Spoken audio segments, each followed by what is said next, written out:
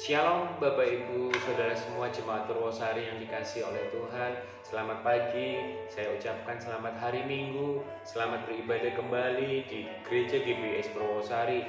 Saya percaya sukacita yang kita rasakan saat ini, meskipun kita hanya beribadah hanya via online, tapi itu sekali lagi tidak mengurangi sukacita kita seperti kita beribadah secara offline. Nah, memang hari-hari ini memang bukan hari-hari yang tidak mudah Bapak Ibu Saudara.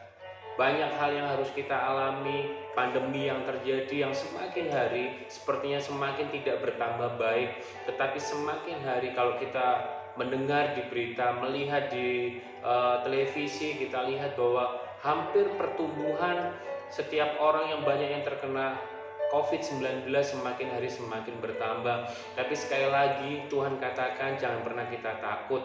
Oleh sebab itu pagi hari ini saya mau berbagi akan satu kebenaran firman Tuhan dengan tema aman di tengah badai. Bagaimana kita berjalan dengan aman di tengah badai. Saya tahu Bapak Ibu Saudara, kalau bicara tentang badai, kita semua memiliki badai yang berbeda-beda. Badai yang saya alami, badai yang Bapak Ibu alami, atau badai yang saudara-saudara kita alami mungkin berbeda. Tapi di luar itu ada satu badai yang saat ini juga sedang terjadi. Seperti tadi saya katakan, satu badai yang sama yang sedang kita alami yaitu adalah badai wabah COVID-19. Ini badai yang memang sungguh luar biasa Bapak Ibu Saudara. Terkadang membuat banyak iman kita tergoncang. Tapi sekali lagi kita mengucap syukur dengan apapun yang saat ini terjadi. Oleh sebab itu saya boleh katakan seperti ini Bapak Ibu Saudara, bahwa ujian hidup yang kita alami itu adalah pertanda kita masih hidup. Amin. Jadi berbahagialah Bapak Ibu Saudara ketika saat ini kita masih mengalami badai, artinya kita masih hidup.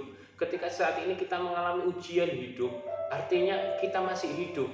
Kalau kita nggak mau mengalami badai, kita nggak mau mengalami ujian hidup, gampang Bapak Ibu Saudara, kita nggak perlu hidup.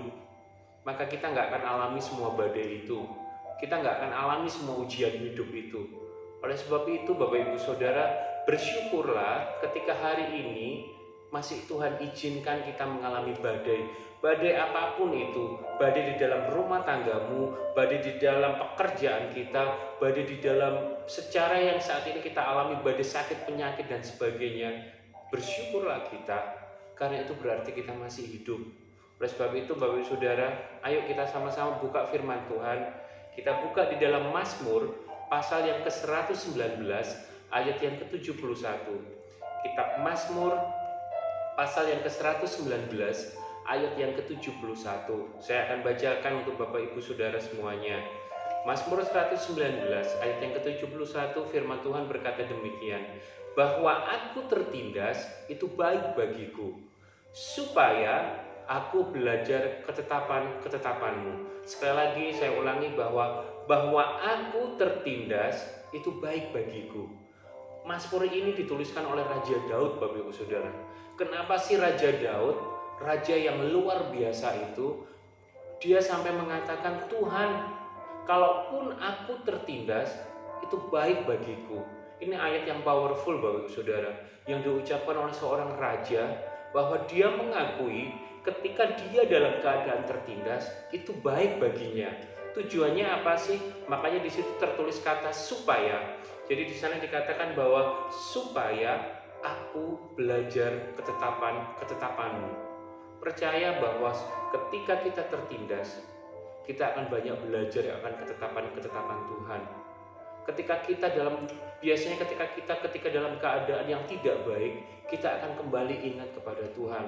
Berbeda ketika kita sedang mengalami masa-masa yang mungkin masa-masa yang membuat kita ada dalam situasi yang menyenangkan, yang memang ada dalam situasi yang penuh dengan sukacita.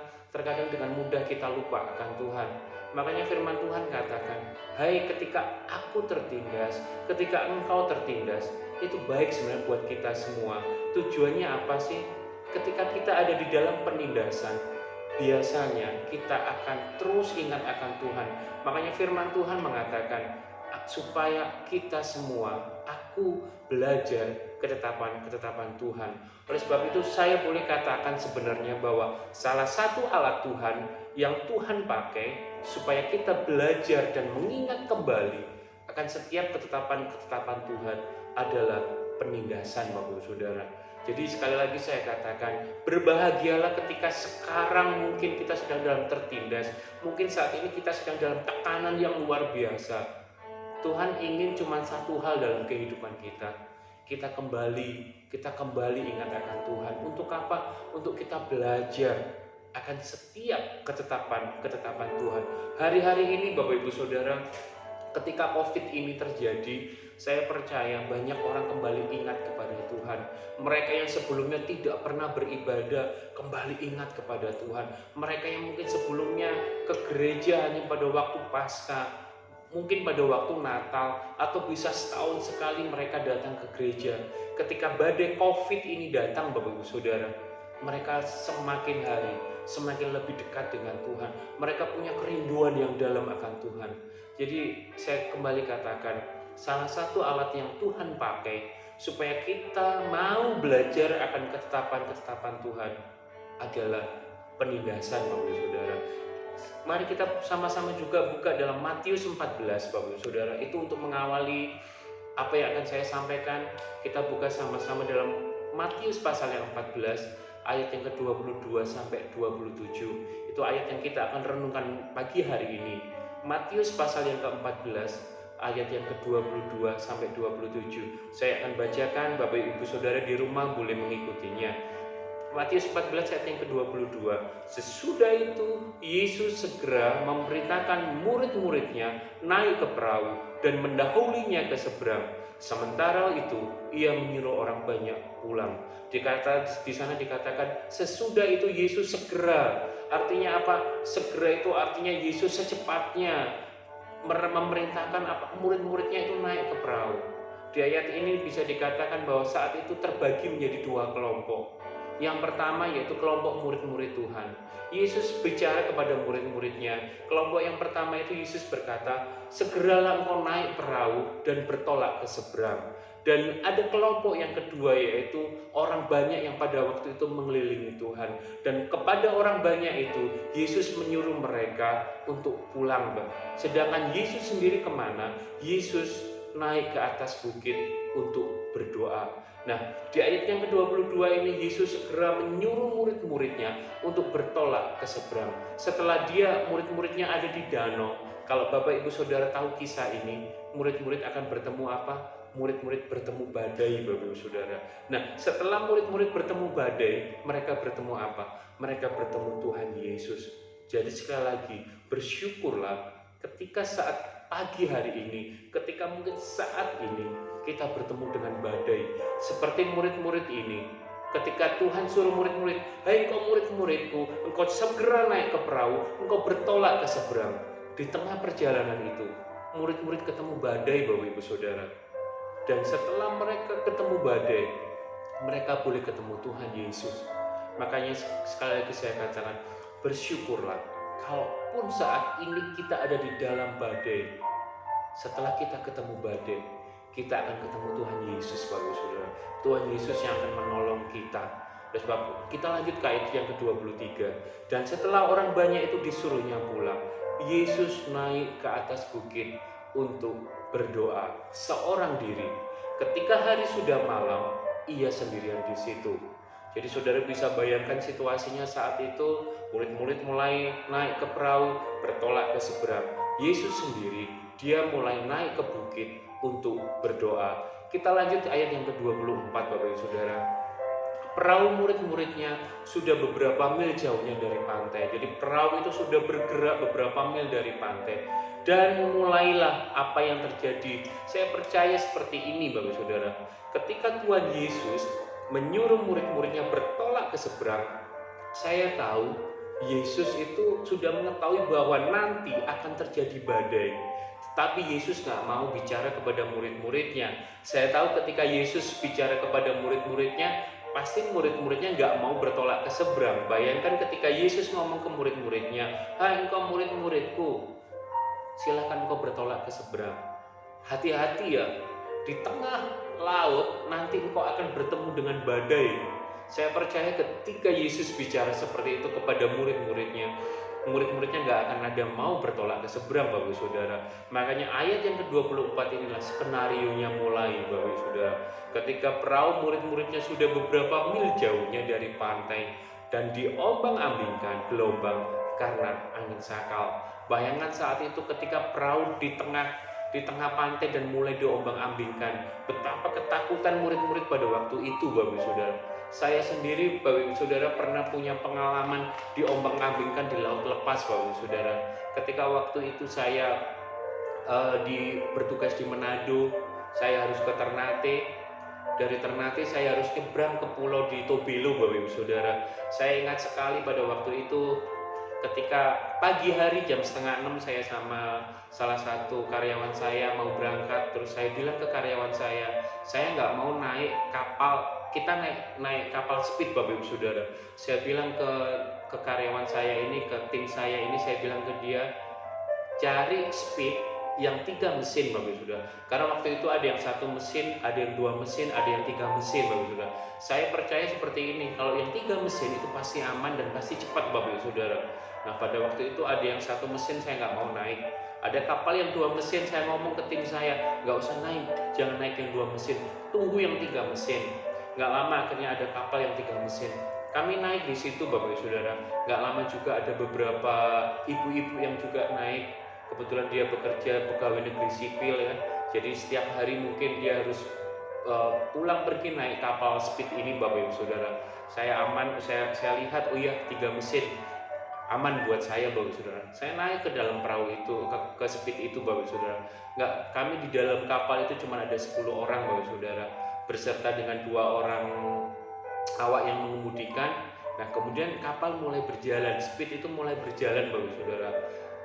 Setengah agak takut, Bapak, karena memang saya melihat laut lepas dengan kapal yang memang kapal speed yang cukup kecil, Bapak Saudara. Kami mulai menyeberang. Nah, di tengah laut, Bapak Saudara, tiba-tiba ada kejanggalan terjadi. Salah satu mesin itu mati. Cuman kapal masih bisa tetap, speednya masih bisa tetap berjalan karena masih ada 2 mesin, Bapak Saudara. Nah, tidak lama kemudian mesin yang kedua dan ketiga sama-sama matinya, Bapak Saudara.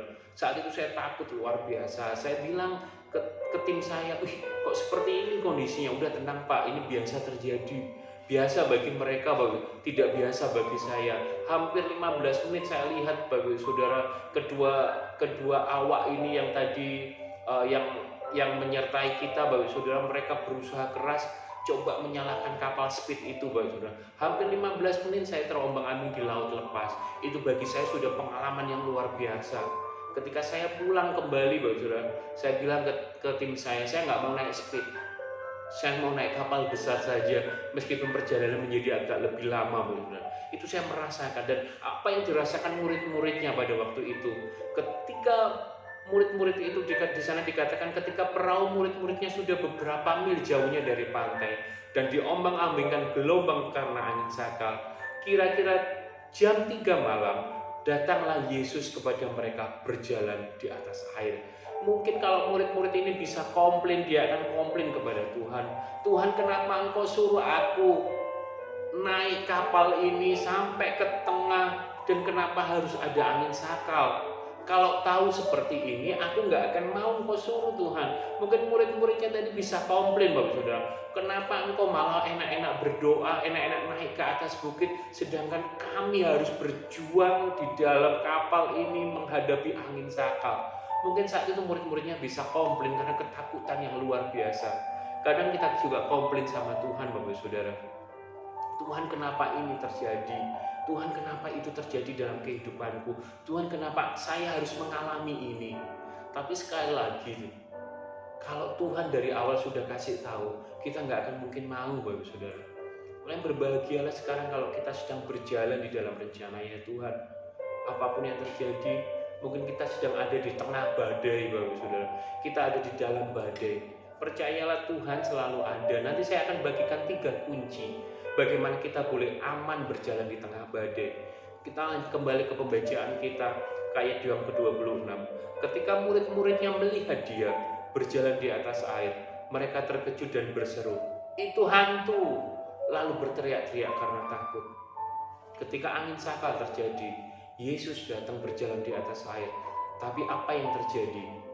Murid-murid itu tidak mengenal Tuhan. Bahkan mereka bicara kepada yang lainnya, "Itu hantu, itu hantu." Mereka dengan penuh ketakutan, Bapak Ibu Saudara. Apa yang kita bisa pelajari dari hal ini? Kalau kita tidak punya pengenalan yang dalam akan Tuhan, kita akan selalu memiliki kesimpulan yang salah tentang Tuhan. Sekali lagi saya katakan, kalau kita tidak punya kenalan yang dalam dengan Tuhan, kita akan selalu punya kesimpulan yang salah tentang Tuhan. Seperti murid-murid ini, saya yakin mereka ini tidak punya pengenalan yang dalam tentang Tuhan. Sehingga apa? Sehingga mereka memberikan kesimpulan yang salah tentang Tuhan. Padahal itu Tuhan yang mungkin hampir setiap hari murid-murid berjalan bersama Tuhan. Hampir setiap hari murid-murid itu melihat Yesus melakukan mujizat. Tapi kenapa mereka nggak punya pengenalan yang dalam? Itu Tuhan yang berjalan di atas air. Mereka katakan itu hantu. Akhirnya mereka punya kesimpulan yang salah tentang apa yang mereka lihat. Harusnya mereka berkata itu Tuhan, itu Yesus. Tapi mereka berkata apa? Itu hantu, Bapak Ibu Saudara. Harusnya kita mempunyai pengenalan yang dalam akan Tuhan. Nah, dalam perjalanan kita bersama Tuhan, sekali lagi saya katakan, dalam perjalanan kita bersama Tuhan, dalam perjalanan kita menghadapi badai kehidupan, pengenalan itu menjadi penting karena pengenalan yang benar akan melahirkan kepercayaan, Bapak Saudara. Sekali lagi saya ulangi, dalam perjalanan kita bersama Tuhan, dalam perjalanan kita di tengah badai yang kita hadapi, pengenalan itu merupakan hal yang penting. Karena apa? Karena pengenalan yang benar akan melahirkan kepercayaan, Bapak Saudara. Saya sama istri saya sudah saling mengenal, Bapak Saudara. Saya mengenal secara dalam istri saya, dan istri saya mengenal secara dalam saya. Pada akhirnya apa? Di antara kami timbul kepercayaan. Mungkin Bapak Ibu Saudara tidak bisa mempercayai saya. Karena apa? Mungkin Bapak Ibu Saudara belum mengenal saya. Tetapi ketika Bapak Ibu Saudara mengenal saya, atau Bapak Ibu Saudara mengenal pasangan Bapak Ibu Saudara secara dalam, saya tahu suami istri timbul kepercayaan. Begitulah hubungan kita dengan Tuhan, Bapak Ibu Saudara. Ketika kita bicara, siapa sih yang nggak tahu Presiden Pak Jokowi, Bapak Ibu Saudara? Saya tahu Pak Jokowi, tapi mungkin saya nggak kenal beliau, Bapak Ibu Saudara. Saya hanya sebatas tahu, tapi saya nggak kenal secara dalam beliau, Bapak Ibu Saudara. Oleh sebab itu, milikilah pengenalan yang dalam akan Tuhan. Memiliki pengenalan yang dalam akan Tuhan bukan dari apa kata orang, Bapak Ibu Saudara. Kata orang loh, Tuhan itu baik. Kata orang loh, Tuhan itu sanggup menolong. Kata orang loh, Tuhan itu sanggup melakukan mujizat, menyembuhkan segala penyakit apapun. Kata orang loh, semua kata orang. Tapi ayo Bapak Ibu Saudara, sekali lagi saya katakan, kita memiliki pengenalan sendiri dengan Tuhan. Kita memiliki pengalaman pribadi sendiri dengan Tuhan. Ketika kita memiliki pengalaman pribadi dengan Tuhan, ketika kita memiliki pengenalan akan Tuhan, itu yang akan melahirkan kepercayaan. Dan di dalam perjalanan kita bersama dengan Tuhan, di dalam perjalanan kita dalam menghadapi badai kehidupan yang saat ini kita alami, pengenalan itu penting. Karena apa? Pengenalan yang benar melahirkan kepercayaan. Dan murid-murid itu sudah lama bersama dengan Tuhan, tetapi mereka tidak mempunyai pengenalan yang dalam. Itu adalah sesuatu yang fatal, Bapak Ibu Saudara. Oleh sebab itu sekali lagi saya katakan, ayo kita miliki pengenalan yang dalam tentang Tuhan. Kita mau memiliki pengenalan itu dari pribadi kita langsung bertemu dengan Tuhan. Bukan dari apa kata orang, bukan dari apa kata pendeta, bukan dari apa kata teman saya, bukan apa kata orang tua saya. Tapi milikilah sendiri pengalaman pribadi bersama dengan Tuhan, pengalaman berjalan bersama dengan Tuhan.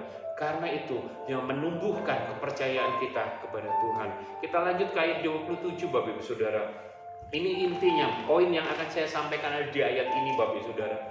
Matius 14 ayat yang ke-27 di sana dikatakan, tetapi segera Yesus berkata kepada mereka, kalau Bapak Ibu Saudara perhatikan ayat-ayat ini, pilihan kata yang dipilih Yesus ini berurutan dan memang ini urutan yang pas menurut saya Bapak Ibu Saudara. Coba ayat 27 di sana dikatakan, tetapi segera Yesus berkata kepada mereka. Yang pertama apa Tuhan ngomong? Tenanglah Bapak Ibu Saudara. Ketika murid-murid sedang panik luar biasa, hal pertama yang dikatakan Tuhan apa? Tenanglah.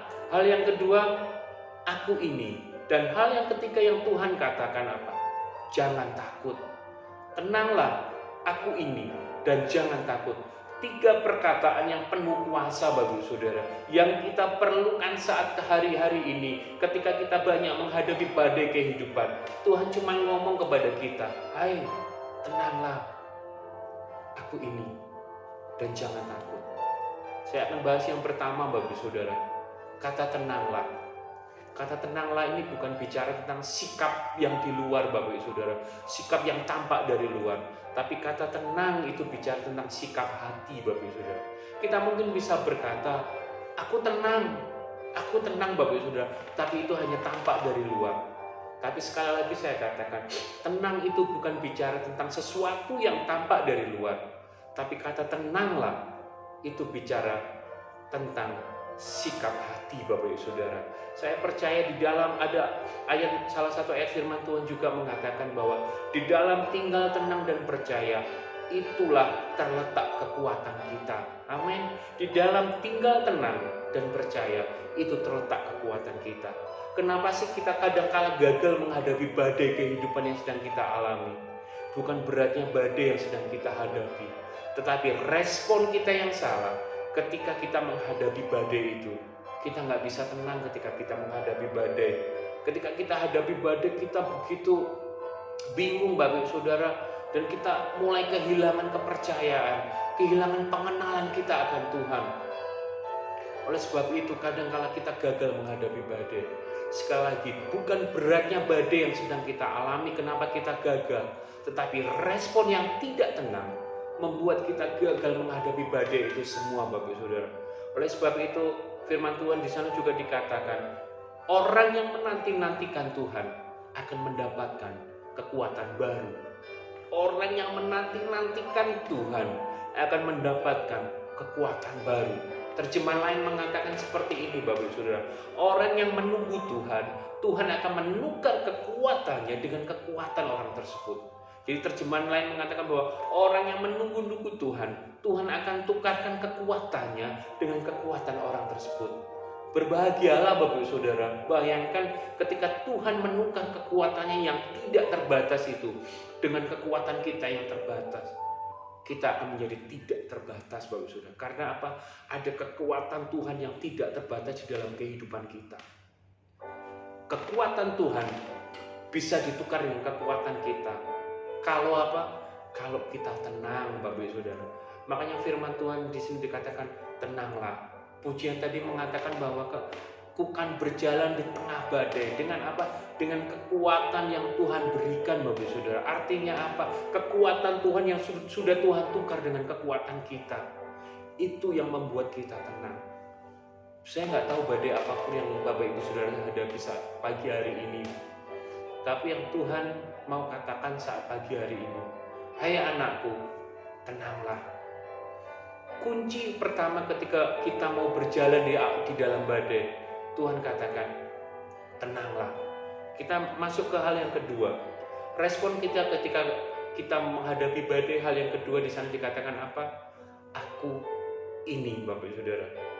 Ketika orang tenang, orang itu bisa mengenali Tuhannya. Aku ini. Ketika murid-muridnya pada waktu itu ada di dalam suatu gelombang yang luar biasa, Tuhan cuma ngomong murid-murid tenanglah. Supaya apa? Ketika seseorang tenang, dia bisa mengenali Tuhannya Bapak Saudara. Dia bisa mulai kembali kepada Tuhannya Bapak Saudara. Dan bisa mengenali Tuhannya. Hal yang harus kita percaya, Tuhan Yesus itu ada di dalam kehidupan kita. Dalam Yohanes di sana dikatakan bahwa tinggallah di dalam aku dan aku di dalam kamu. Hanya Tuhan yang berani ngomong seperti itu, Bapak Saudara. Tinggallah engkau di dalam aku dan aku di dalam kamu. Artinya apa? Tuhan itu ada di dalam kehidupan kita. Paulus katakan, Christ in you. Tuhan ada di dalam kamu, Tuhan ada di dalam kita, Bapak Saudara. Oleh sebab itu saya katakan bahwa Allah itu adalah Allah Immanuel. Allah itu menyertai kita. Asal apa? Kita tenang. Kalau Bapak Ibu Saudara lihat, orang kemana-mana itu banyak mencari Tuhan, Bapak Saudara. Sekarang orang ini banyak dalam kondisi seperti ini, orang banyak mencari Tuhan. Tapi hal yang istimewa buat kita anak-anak Tuhan, kemana-mana itu kita disertai Tuhan. Kemana-mana ini kita bawa Tuhan. Karena apa? Tuhan itu ada di dalam kehidupan kita. Oleh sebab itu, kenali Tuhanmu. Dengan apa? Dengan engkau tenang. Engkau akan bisa mengenali Tuhanmu. Ketika Yesus berkata, aku ini Tuhanmu, ada di dalam kamu. Allah Immanuel yang menyertai engkau. Jangan takut karena aku menyertai engkau. Ayo Bapak Ibu Saudara, hal yang kedua ini kita pegang benar-benar, Bapak Ibu. Aku ini. Karena apa? Allah Immanuel itulah yang menyertai kita. Ketenangan itu membawa pengenalan akan Tuhan, Bapak Saudara. Ketenangan itu engkau bisa mengenali Tuhanmu. Hal yang ketiga, Bapak Saudara, respon kita ketika kita menghadapi badai. Firman Tuhan katakan apa? Jangan takut, Bapak Saudara. Firman Tuhan katakan jangan takut. Hanya orang yang memiliki ketenangan yang akan memiliki keberanian, Bapak Saudara. Hanya orang yang kenal siapa Allahnya yang mau bertindak tanpa takut, Bapak Saudara. Sekali lagi saya katakan, hanya orang yang memiliki ketenangan yang akan memiliki keberanian. Hanya orang yang kenal siapa Allahnya yang mau bertindak tanpa takut. Tuhan katakan jangan takut, Bapak Saudara. Tuhan katakan sekali lagi jangan takut. Jangan pernah kita takut. Apapun badai yang saat ini kita alami, Tuhan mungkin aku punya badai sakit penyakit. Tuhan cuma ngomong, aku ini, tenanglah, jangan takut. Tuhan, aku punya badai dalam rumah tanggaku, mungkin aku punya badai dengan suamiku, aku punya badai dengan istriku, mungkin ada masalah yang mungkin hari ini belum terselesaikan. Tuhan cuma bicara kepada kita, tenanglah, aku ini, jangan takut. Kita mungkin sedang menghadapi masalah dalam badai COVID, kadang membuat kita takut hari demi hari, Bapak Saudara. Kalau saya lihat setiap hari ketika saya berangkat ke kantor, saya melihat hampir ada penyekatan setiap hari, situasi sepertinya mencekam. Saya dengar juga di Purwosari mungkin kondisinya sama. Di Malang malah saya dengar jam 8 malam lampu-lampu sudah dimatikan. Situasinya mungkin membuat kita takut. Tapi saat pagi hari ini Tuhan bicara kepada kita, hai anakku, tenanglah, aku ini, jangan takut. Tenanglah, aku ini, jangan takut. Oleh sebab itu proses apapun yang saat ini kita sedang hadapi, badai hidup apapun yang saat ini sedang kita hadapi, Tuhan cuma bicara kepada kita, tenanglah, aku ini, jangan takut. Supaya apa tadi dikatakan di Mazmur, supaya kita bisa belajar akan ketetapan-ketetapan Tuhan. Nikmati proses yang saat ini Tuhan berikan kepada kita, Bapak Saudara. Proses badai yang mungkin saat ini kita alami. Oleh sebab itu saya bisa katakan bahwa jangan pernah kutukin proses yang kita sedang alami kalau kita tidak pernah tahu hasil akhirnya, Bapak. Sekali lagi saya katakan, jangan pernah kita kutuki proses yang saat ini kita sedang alami, Bapak Saudara, kalau kita belum tahu hasil akhirnya. Jangan mudah komplain sama Tuhan, karena kan kita belum tahu hasil akhirnya.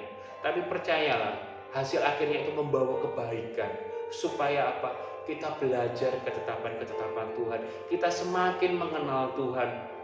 Akhirnya kita bisa mendengar Tuhan berkata, tenanglah anakku, aku ini, dan jangan takut.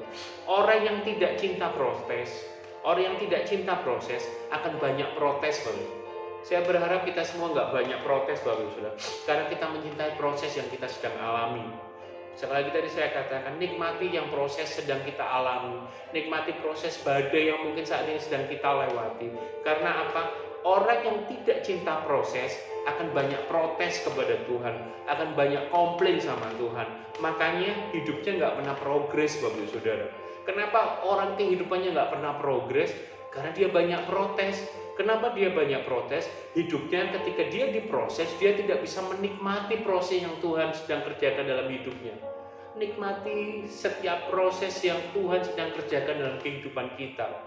Mungkin secara global tadi saya katakan, secara corporate, secara bangsa kita menghadapi satu badai yang sama, satu proses badai yang sama, yaitu badai COVID-19.